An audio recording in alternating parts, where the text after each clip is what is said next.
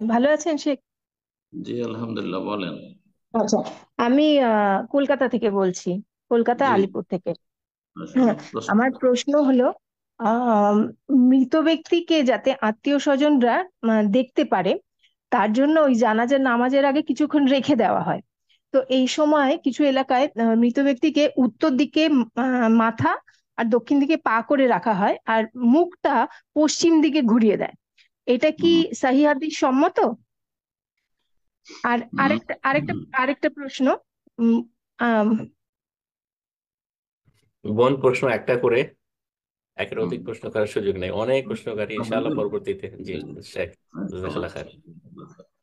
মৃত ব্যক্তিকে আমাদের দেশে জানাজা প্রস্তুত হয়েছে, মানে গোসল টোসল দিয়ে দাফনের জন্য প্রস্তুত হয়েছে, তারপরে কিছুক্ষণ রেখে দেওয়া হয় উত্তর দিকে মাথা করে, আর আহ, দক্ষিণ দিকে পা করে, আর ডান দিকে মুখটা ঘুরিয়ে দেওয়া হয় যাতে কিবলামুখী হয়, এরকম করে খাটে শুইয়ে রাখা হয়, আর লোকজন দর্শন করতে থাকে। এটাকে শরীয়ত সম্মত এইভাবে রাখা।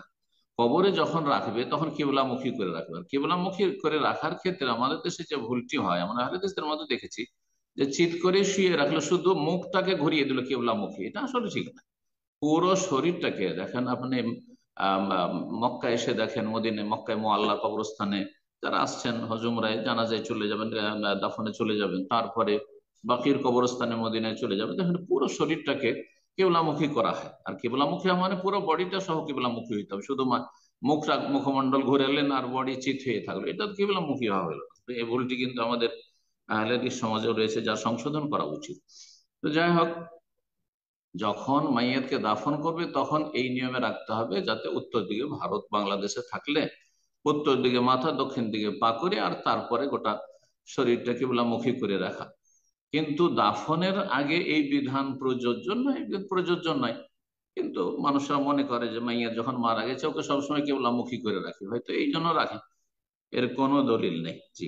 আর তারপরে আরেকটি বিষয় এখানে, যখন জানাজার জন্য মাইয়াত প্রস্তুত হয়ে গেছে, গোসল টুসুল দেওয়া হয়ে গেছে, কাফন দেওয়া হয়ে গেছে, তাহলে বিলম্ব করা ঠিক না।